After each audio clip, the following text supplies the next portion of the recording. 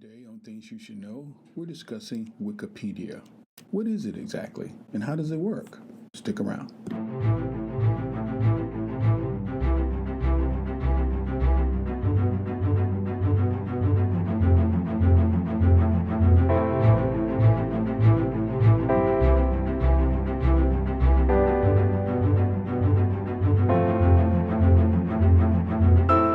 Here at Things You Should Know podcast, our focus varies from commonly asked questions like, what are the top email apps for iPhone users? Or how much does it cost to go to Disney World anyway? To the trending topics of the day such as, are taxes going up or down?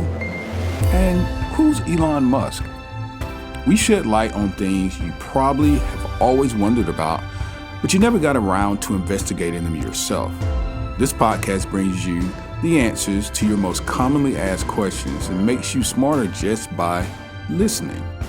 Information empowers, and the more information you have, the better decisions you can make, and ultimately, your quality of life is based on the decisions you make. So, thanks for joining the discussion, and make sure that you subscribe today and not miss out on any future episodes of Things You Should Know.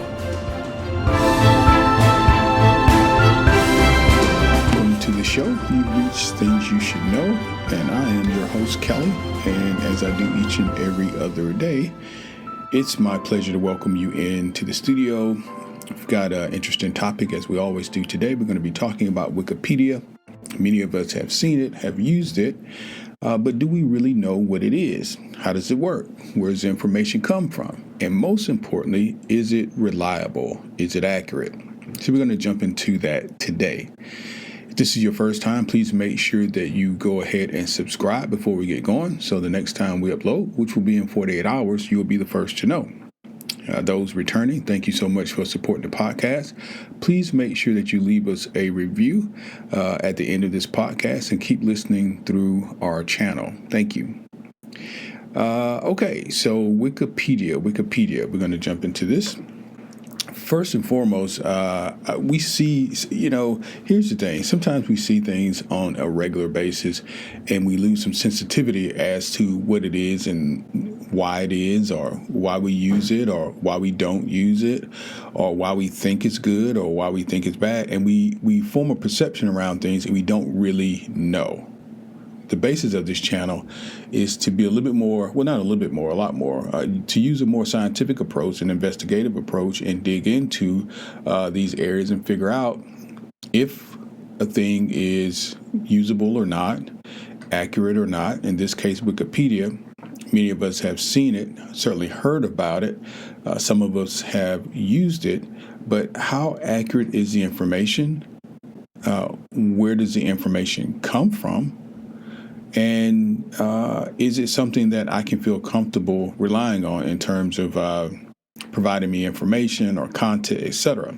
So that's the motivation for today's podcast. And so we're just going to kind of jump into it. So Wikipedia. And if you've not heard of Wikipedia, I would be extremely surprised, but we're just going to give some general definitions in terms of what it is. So basically, Wikipedia is a multilingual, openly collaborative online platform. That is to say, this platform, very much like the internet, is accessible to most, if not all, peoples on the earth. You will find out as we go through this information that there are some restrictions in some countries, but for the most part, it is accessible anywhere you have access to the internet. So this is an online encyclopedia. Basically, the content is editable by volunteers all across the globe. Wikipedia has tens of thousands of editors, from issue experts to casual fans who can expand, delete, change, revise, edit, you name it, the information at will. This allows for a wide array of information to be supplied and verified about a particular person, place, or thing. So any particular subject. So as a result, Wikipedia can function as a great starting point for your research. providing users with general information that can be followed up on with more legitimate and reliable sources outside of this particular site. Wikipedia can be edited by anyone at any time. So that's something that you should know first and foremost, because I think a lot of people had the initial understanding that it was a little bit more scientific than it is. This means that any information it contains at any particular time could be vandalized, subject to vandalism. It could be a work in progress, or it could just plain be wrong. However, Wikipedia is a volunteer-run project, and it cannot monitor every contribution all the time. So you should be aware of that. I received my master's degree in education online some years ago, and I recall one of the instructions from one of the teacher's aides basically was to never use Wikipedia, and certainly never use it as a site for resources because of this one fact. And a lot of people don't, like I said, understand where this information is coming from. So what I did, I as I always do, I pull a couple different resources, but I wanted to see what Wikipedia had to say about Wikipedia, on its own Wikipedia page. So here's what Wikipedia has to say about itself. So Wikipedia is free, first of all, and again, it's a multilingual, open, collaborative online encyclopedia created and maintained by a community of volunteer editors using what's called a wiki-based editing system. It's one of the 15 most popular websites as ranked by Alexa as of January 2021.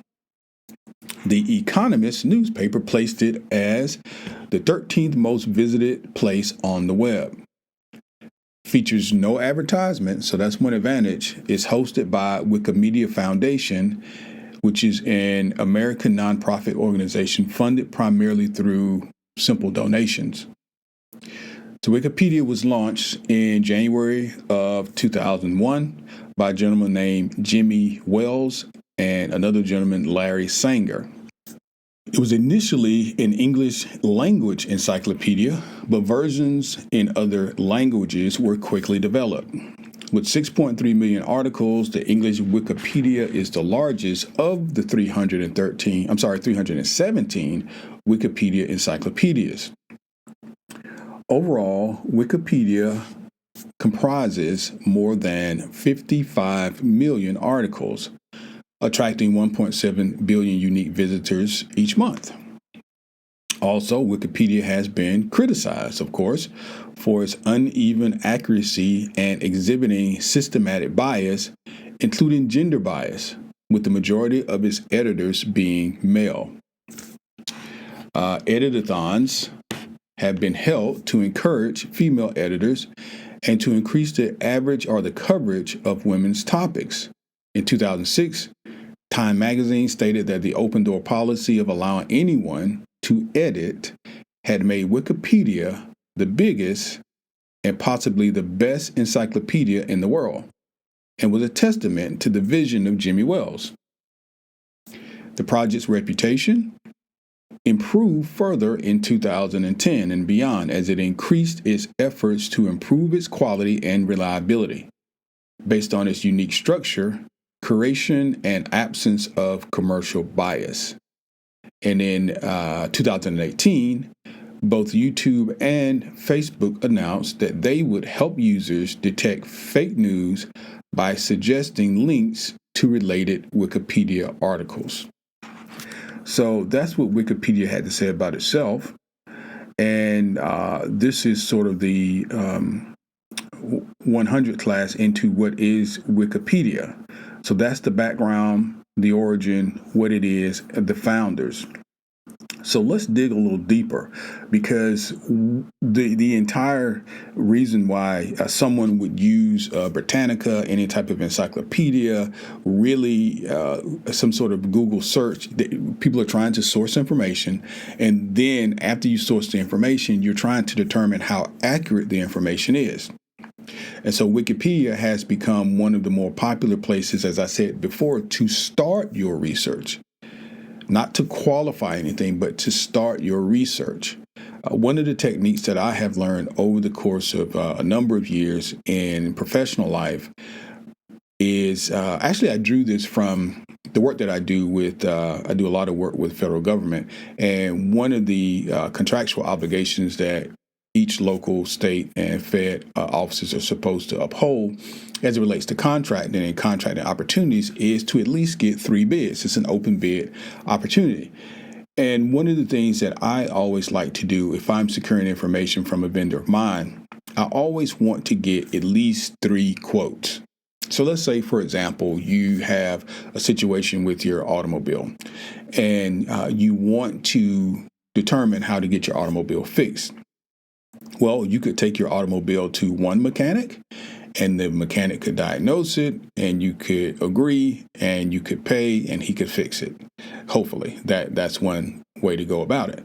But you don't really know with just going to one mechanic if what was wrong really was, the actual item at hand, the actual issue at hand.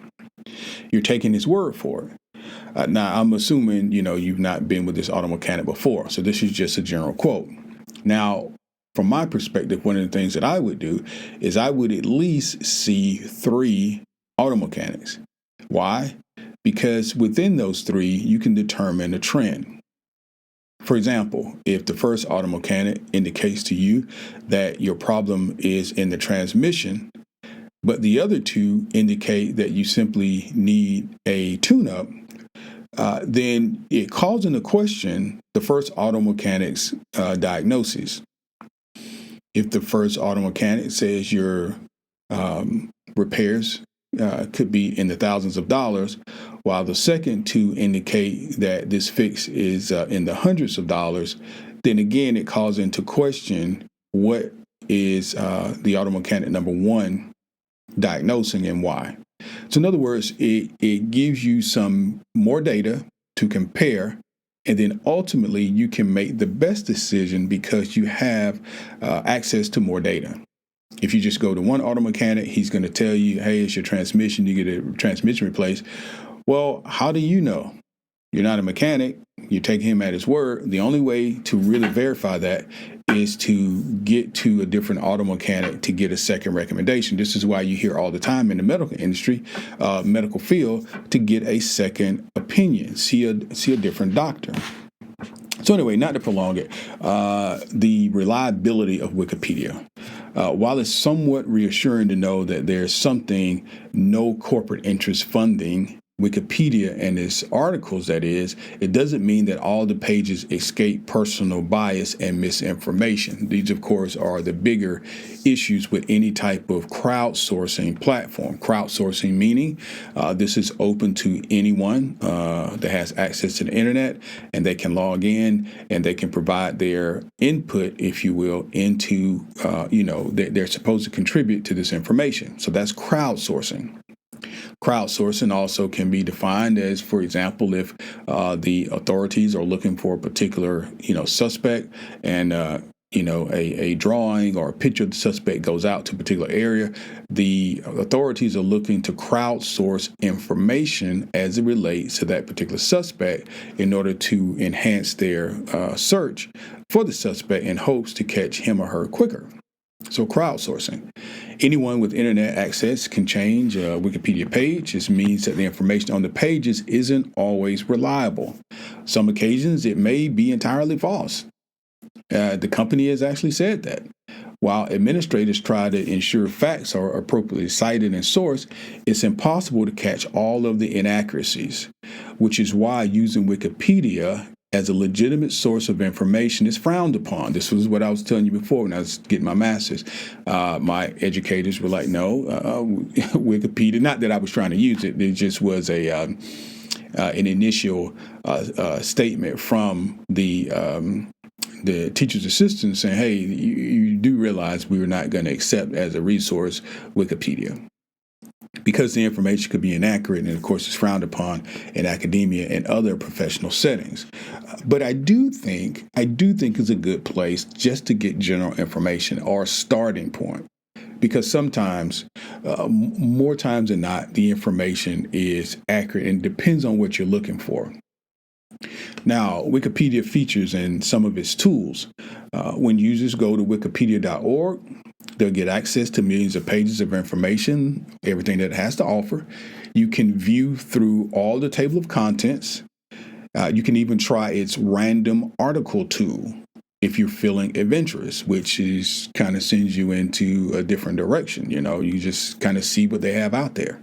The site also has a community portal where you can find FAQs all about editing Wikipedia. So, for example, if you're new to Wikipedia, you need to ask a few questions. There's a community support portal there.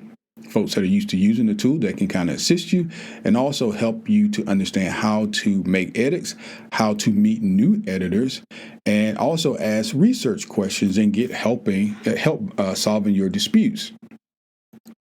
Here are some important milestones as it relates to Wikipedia.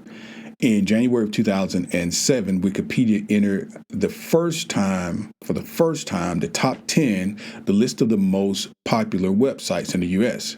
This is according to the ComScore networks, with 42.9 million unique visitors. Wikipedia was ranked at that time number 9, surpassing the New York Times, which was ranked at number 10, and Apple, who was ranked at number 11.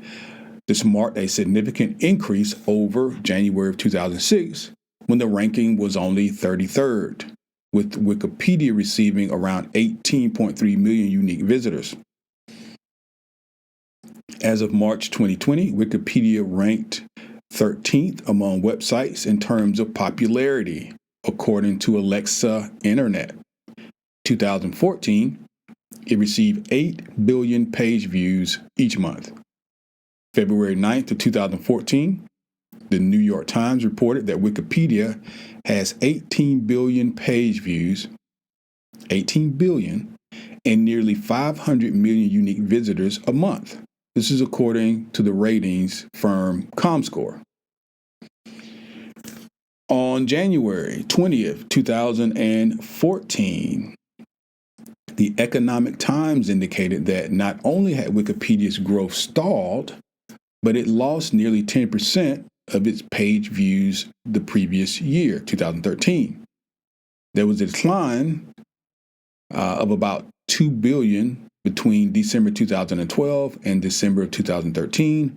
Its most popular versions are leading the slide.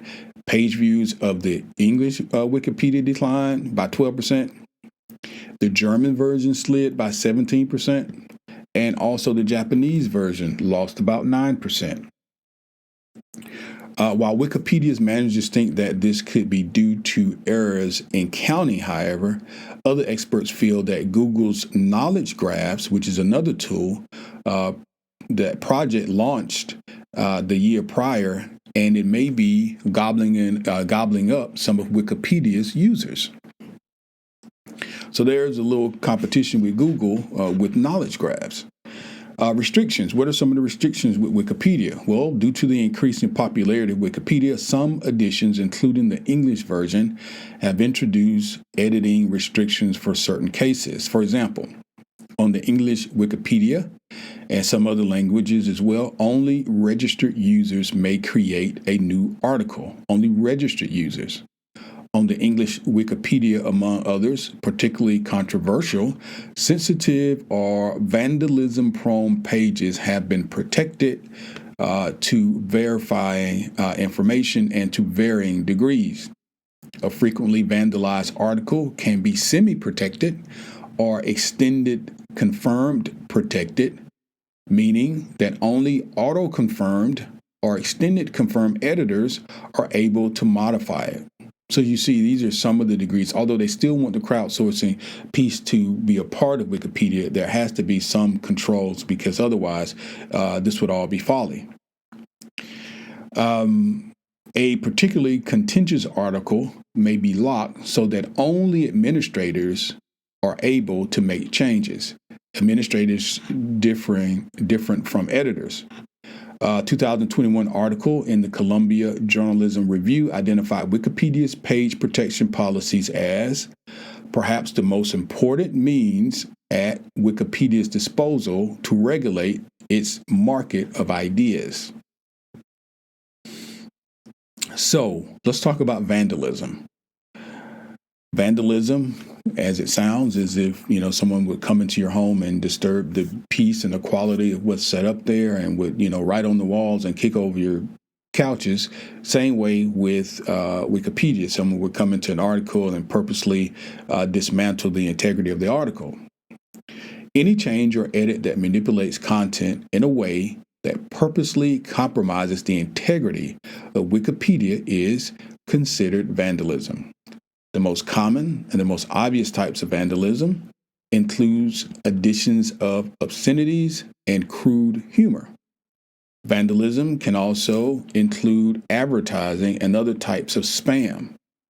Sometimes editors commit vandalism by removing content or entirely blocking a given page.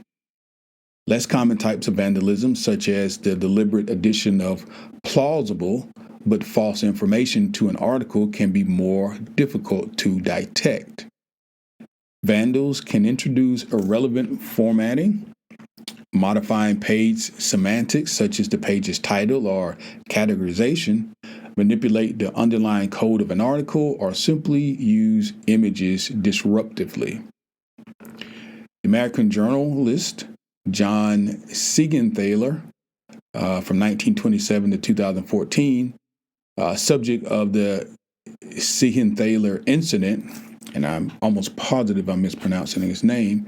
It is spelled Seigenthaler. The obvious vandalism is generally easy to remove from Wikipedia, of course. It is the medium type of vandalism that's harder to detect, that takes the human eye, the elements, to be able to deduce. The median time to detect and fix vandalism is usually a few minutes. However, some vandalism takes much longer to repair, obviously because it takes much longer to detect. In this particular case, an anonymous editor introduced false information into the biography of this particular American journalist, and in May of 2005. He was falsely presented as a suspect in the assassination of John Kennedy. The article remained uncorrected for 4 months. So, Siegenthaler, the founding editor of the USA Today and the founder of the Freedom Forum First Amendment Center at Vanderbilt University, he called Wikipedia's co-founder Jimmy Wales and asked whether he had any way of knowing who contributed this misinformation. Wales replied that he did not. Although the perpetrator was eventually traced, after this incident, Siegenthaler described Wikipedia as, quote, a flawed and irresponsible research tool. This incident led to policy changes, as you can imagine, at Wikipedia, specifically targeted at tightening up the verifiability of biographical articles of living people. Content policies. Policies, according to the rules of the English Wikipedia, each entry in Wikipedia must be about a specific topic, that is, encyclopedia. In other words, would be included in encyclopedia and not, for example, in a library or a thesaurus. In a dictionary or a thesaurus. A topic should also meet Wikipedia standards of nobility, which generally means that the topic must have been covered in mainstream media or major academic journals, sources, or other independent articles. Administrators, editors in good standing in the community can run for one of the many levels of volunteer stewardship. This begins with administrator privileges, users who can delete pages, prevent articles from being changed in case of vandalism or editorial disputes, and they can try to prevent certain people from editing. Despite the name, administrators are not supposed to enjoy any special privilege in decision-making. Instead, their powers are mostly limited to making edits that have project-wide effects and thus disallow any extraordinary edits or changes, and they can implement restrictions intended to prevent certain persons from making disruptive edits, such as, again, vandalism. The diversity. We talked a little bit about this before. It seems to be male-dominated. Several studies have shown that most of the Wikipedia contributors are male. Notably, the results of the Wikimedia Foundation survey in 2008 showed that only 13% of the Wikipedia editors were female. And because of this, universities throughout the United States tried to encourage females to become Wikipedia contributors. Similarly, many of these universities, including Yale and Brown, gave college credit to students who would create or edit an article related to women in science or technology. Andrew Lee is a professor and scientist. He wrote in the New York Times that the reason that he thought that the number of male contributors outnumbered those of females so greatly was because identifying as a woman may expose oneself to ugly, intimidating behavior. Data has also shown that Africans are underrepresented among Wikipedia editors. So what can one find on Wikipedia? The coverage of topics is pretty extensive. The exact degree and manner of coverage on Wikipedia is under constant review by its editors on an ongoing basis, and disagreements sometimes occur. Wikipedia contains materials that some people may find objectionable, offensive, and even pornographic. So there was a study that took place in January of 2008. It was conducted by the researchers at Carnegie Mellon University and Palo Alto Research Center. It gave a distribution of topics as well as the growth factors from July 2006 to 2008. So here are some of the major article headings or categories or topics. 30%, this is up 210%, culture and the arts. Making up 15% is biographies and persons. Geography and places is about 14% of Wikipedia. Society and social sciences are only about 12%. History and events, 11%. Nature and physical science, 9%. Technology and applied sciences, 4%. Religions and belief systems, only 2%. Health, only 2%. Math, thought and philosophy, both are at 1%. The accuracy of the content. Articles for traditional encyclopedias, such as the Encyclopedia Britannica, are carefully and deliberately written by experts in those fields, leading such encyclopedias with a high level and a high reputation for accuracy. However, a peer review in 2005 of 42 scientific entries on both Wikipedia and Encyclopedia Britannica by the science journal Nature found few differences in accuracy and concluded that the average science entry in Wikipedia contained around 4 inaccuracies. Britannica contained about 3. So guys, this has just kind of been a brief dive into what is Wikipedia. The summary, I would say, is just this. Wikipedia is a good resource to be a tool to begin to source information, but not in any qualifiable way a end-all be-all. Anytime you are crowdsourcing information, no different, consider if the New York Times allowed people just to write articles off the street. You realize that you're going to get a cacophony of different ideas and accuracy. People who writing styles are different. You just name it. So that's the same thing with Wikipedia. You can use it for what it's worth, and maybe you want to look up something really quick to give you a little brief information on the history of a word or some scientific study and kind of get your studies going that way. But I would not use, obviously, from an academic standpoint, Wikipedia as a source.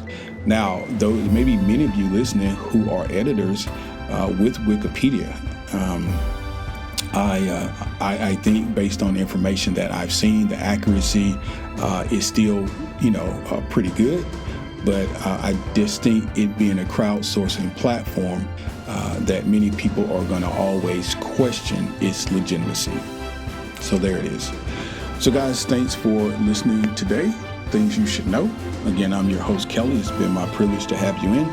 And I look forward to talking to you in about 2 days. Again, if you've not done so already, please go ahead and subscribe to the podcast. Things you should know. Have a great day.